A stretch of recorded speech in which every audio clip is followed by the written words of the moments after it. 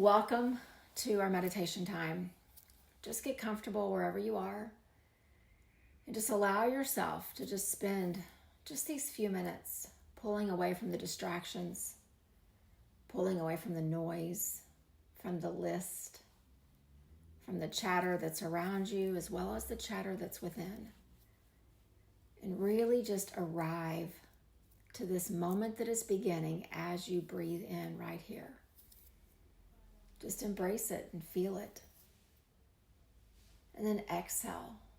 Allow the moment to pass. And then again, just bring yourself right here, breathing in this moment. Breathing out. Just watch the moment pass. And just settle yourself into a good rhythm of breath, just really anchoring yourself to this present moment. The inspiration for our time today is this Sanskrit word called Samyama. Samyama. We find it in the Yoga Sutras right after Patanjali has taught us about concentration and meditation and samadhi, or this deep, deep bliss and peace. And what Samyama is it's all of those things together.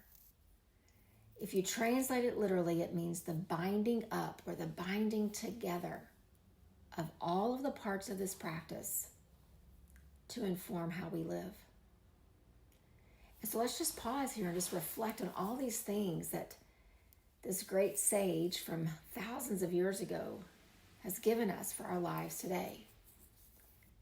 He gave us the yamas, these moral precepts of how we treat each other and how we move through the world without causing harm. He gave us these niyamas about how do we take care of ourselves? How do we study? How do we have discipline? He gave us this information about asana, all these beautiful ways of moving our body. And then he followed that with all the ways to breathe, how to really control the breath in and out, to find regulation. He taught us about pratyahara, this idea of really withdrawing from the senses so that they don't overload us and overwhelm us and lead us astray.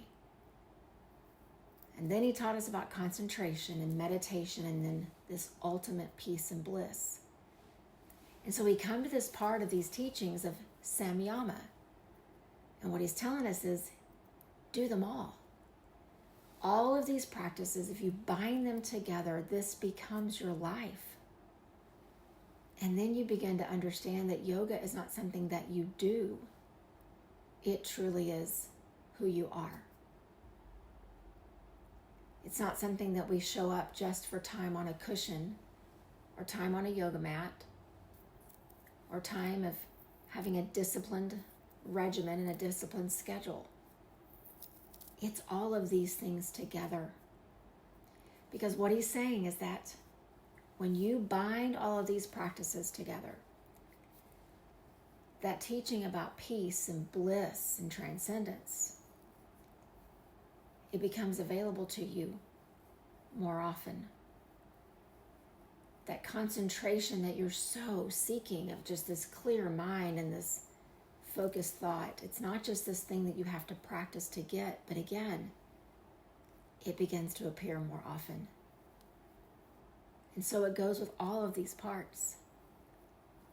And so just think about, for those of you that have a physical yoga practice, what would it look like if you always committed to all the parts each time you showed up on the mat? Never harming by being judgmental of yourself. Always coming with compassion and curiosity and learning. Always relying on the breath. Letting go of the sensory overload and truly being in the present moment. Concentrated, aware, present. What could that do to your yoga practice? Just imagine. And then what if you did the same thing each time you show up to meditation? You sit on this cushion, metaphorically, or this actual cushion. What if you also showed up with this idea of non-harming, No judgment of yourself if your mind wanders. No judgment if the body gets restless. But just pure compassion coupled with self-discipline. And you learn to sit in a way that really allows the energy to flow. So even here, there's asana. And you breathe and you settle and you find the present moment as you breathe in. And you notice the distractions around you and you just let them be. And you concentrate fully. And you experience peace and bliss. And so then think beyond your practice on the mat and your practice on the cushion. What if whatever your Friday looks like, your schedule, maybe you go to work, maybe you do things in the community, maybe you interact with your family at home, what if all of those teachings informed those parts as well? Imagine what your lived experience would be like every single day. That is Samyama. Binding it all up and living it. So let's just pause for just a moment because it's a lot. We try to separate our practice into these boxes, and this is when I go to the mat, and this is when I meditate, and this is when I study. But what if we started to see the totality of all of it together? What would that look and feel like? What would the impact of that be? So just sit for these next few breaths and just kind of let that just sink in and imagine it. See it.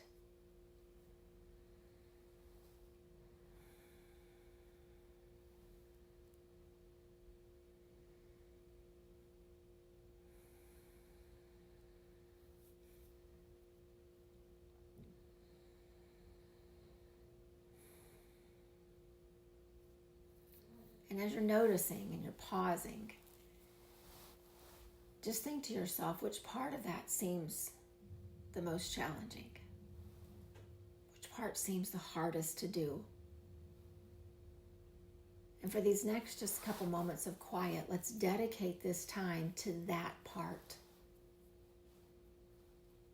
Maybe it's the sensory withdrawal of not letting every single stimulus just pull you away. And if it's that, then just in the next couple of moments, sit with it. Focus on it. Commit to paying more attention to it, giving it a bit more energy, until someday it's no longer challenging. Maybe it's the concentration part, and if so, then sit with that. Maybe it's one of those yamas or one of those niyamas. Maybe it's the brahmacharya, the right use of your energy, of always making sure that you live from a place that your energy is being protected and used in a way that alleviates suffering and helps you fulfill your purpose. And I could go on and on with all the examples, but just think to yourself of all these practices that you've learned about and that you've sat with over time. Which one is the most difficult to go out and live? And for the next just couple minutes of quiet, just sit with that one. If the practice on the mat is it, then just picture it, see it. Imagine bringing all the parts of the practice to the mat with you. What would that look like?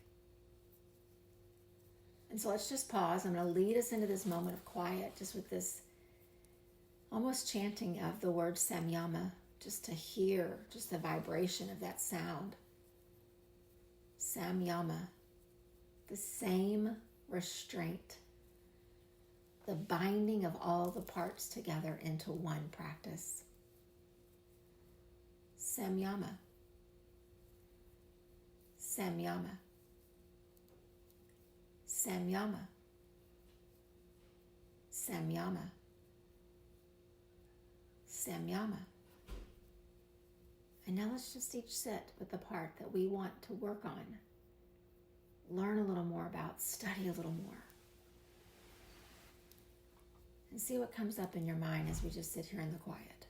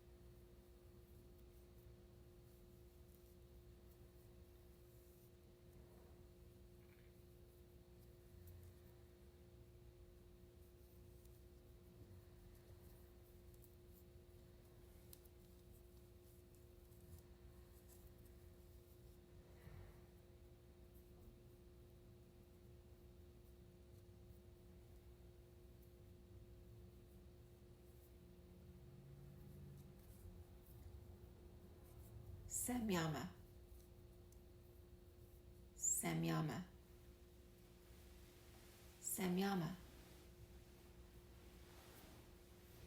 And as we prepare to close our practice in just a moment, I want to leave us each with just one more idea of the teachings to really just help us understand what it is that we need and what this would look like for us.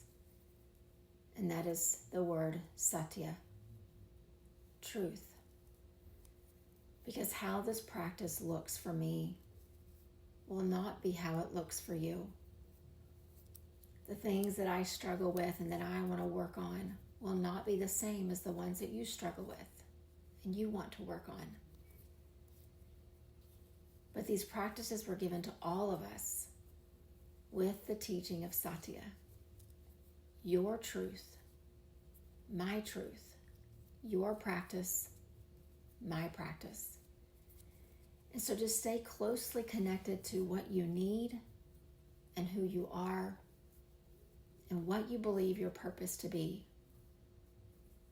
And from that place, the teachings of this practice will begin to show themselves.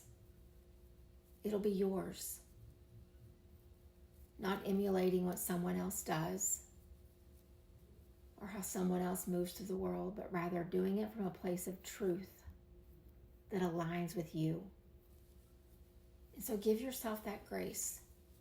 It's so easy for us to look out and see these examples and then decide that we need to be that and do that. I remember thinking in high school, I just want to be Gandhi. And then I realized over the years, there was already a Gandhi.